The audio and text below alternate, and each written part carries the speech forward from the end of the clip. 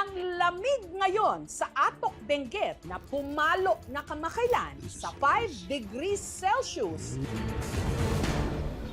Oh, kapit tayo sa top of the ice. Nilalabanan ngayon ni Philip sa pagluluto ng mainit na sabaw. Pero hindi raw basta-basta ang kanyang rekado.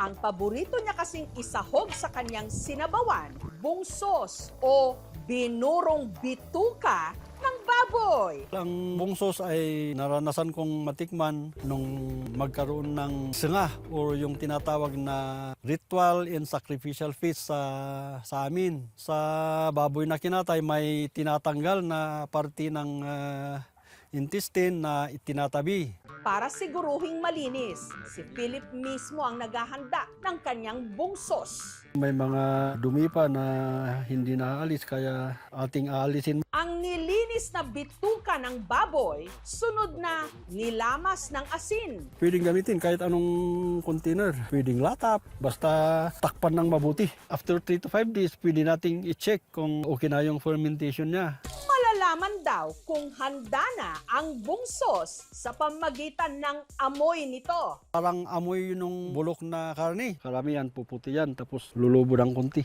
Inuuna na muna natin itong white beans. Ito yung ginagamit ko para sa personal consumption namin. Ito na yung kinalalabasan, yung nabungsos natin na intestine ng baboy. Ang daming langaw na nakikiamoy.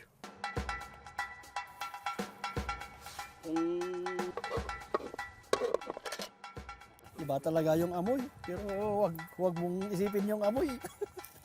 Yung sarap talaga yung inaano natin dito. Kasi pag yung amoy talaga, baka mawawalan kang ganang kumain.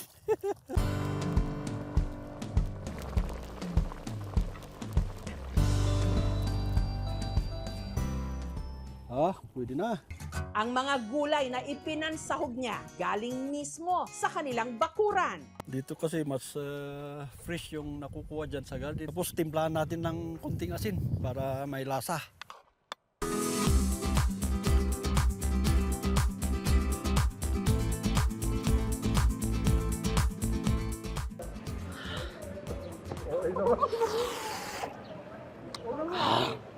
Mamis, masarap siya. Yung parang papaitan lang. Para siyang yung matagal na karne. Malambot. Ang pagpo-ferment ay nakakapag-develop ng probiotics which is good for digestion and absorption. However po, ito rin ay maaaring makapag-develop ng bad bacteria gaya ng E. coli at Salmonella. Advisable pa rin sa mga lamang loob na gamitin natin ang use of heat o pagpapakulo or steaming para ma-ensure na mamamatay ang harmful bacteria nito.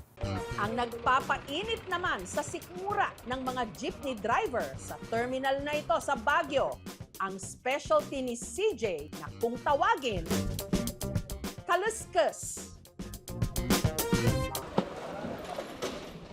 Madaling araw pa lang, sinusuyod na ni CJ ang Baguio City Public Market para bumili ng sariwang laman loob ng baka. Halo-halo na to, iba-ibang variety kasi galing sa laman loob ng baka. Puso po, then kidney.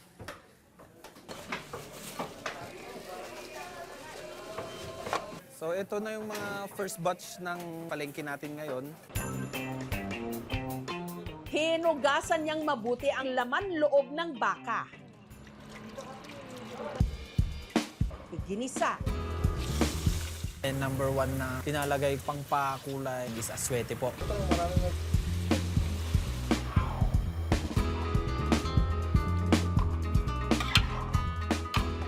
At pinakuluan gamit ang rice cooker. Yung kawali po kasi before, masyado siyang open or overexposed siya sa hangin, especially nasa gilid tayo ng kalsada. Nakatipid po tayo sa expenses sa gasol kasi kailangan nating i-maintain yung init ng sabaw.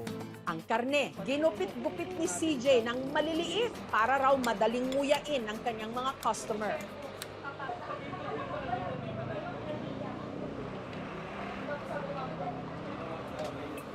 Kada Kada serving ng kaliskas, 90 pesos. May kasama ng rice at unli sabaw. First time ko lang po itong matikman. Sobrang linamnam niya. Quality nung laman, malambot siya.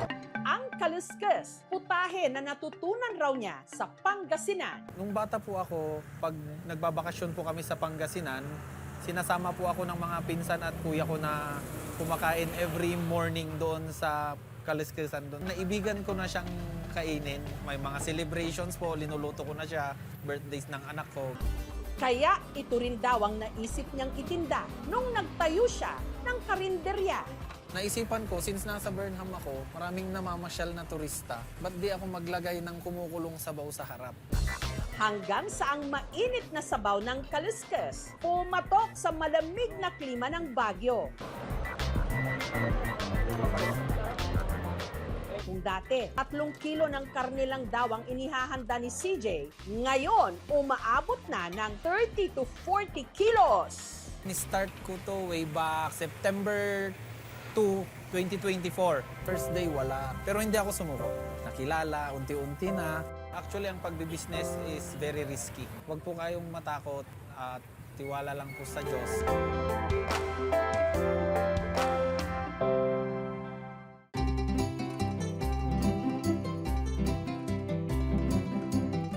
Ang sabaw namang ito ang mas lalong nagbibigkis sa mga espesyal na okasyon ng mga kapatid nating Igorot. Dito sa bayan ng Itogon sa Benguet, gawa ito sa pinakuluang karne ng baboy, baka o kambing at ang tawag dito, watwat. Ang watwat ay maaring salitang ibalo o sistema ng pamimigay ng karnes or the sharing of the meat doon sa mga nagpuntahan, no? Doon sa pagdiriwang na iyon. Bata pa lang daw si Mara, comfort food na niya talaga ang watwat. Watwatan. Nakaraniwang inihahain ng mga tiga-Cordillera tuwing meron lang importanteng okasyon. Like doy at the temperature na rin nakasakay. Pagpagam, tapos kami joy bag. Di ba? Nung bata nga po kasi ako, nakikikain ako sa mga kapitbahay. Kapag may namatayan, kapag may kasalan, ang haba-haba ng pila. Pero dito sa kainan ni na Mark at Mara, hindi na raw kailangan pang maghintay ng espesyal na okasyon para kumain ng watwat ang kanilang mga parokyano. Siya, hindi raw mabibitin sa kanilang watwat. Ang sahog kasi nito, overloaded! Sa isang plate, unli rice na siya, unli sabaw. May pansit kasama yung karne na 350 to 500 grams. And then blood sausage, yung pinunag na tawag namin. Sa pagtanggal ng balahibo ng baboy, gumamit si Mark ng torch. Ang nasusunog na parte ng balat, nag-iiwan din daw ng aroma o smoky flavor na nagpapasarap. May flavor siya sa sabaw. Mas masarap yung lasa niya pag apoy.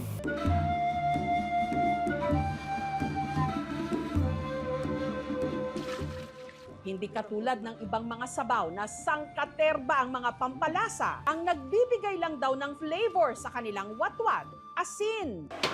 At pati na ang estilo nila ng pagluluto. Para makuha namin yung consistency ng sabaw na medyo malapot-lapot, nilalagay na rin namin kasi hindi na namin sinaserve kapag mataba. Pinapakuluan na rin namin para mapunta doon sa sabaw yung lasa ng karne at saka yung taba. Ang watwat overload nakahain sa uba o sapal mula sa katawan ng saging. Noon, yung mga ninuno namin, yung mga lolo namin, walang plato. Kaya pag may feast, tsaka may handaan, yun yung ginagawa nilang plate para mag-serve. Ang libre namang unli sabaw nasa Takure. Malinamnam. Parang matagal pinapakuluan siguro yung karne. Mayahambing siya doon sa ginagamit sa sabaw ng ramen. No? Para mai-promote pa natin yung isa sa mga kultura natin, food or delicacy, para sa mga susunod na henerasyon, hindi nila makalimutan.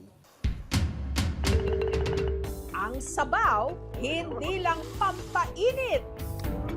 Ito'y salo-salo, mga kwento at kultura sa bawat higop. Wow!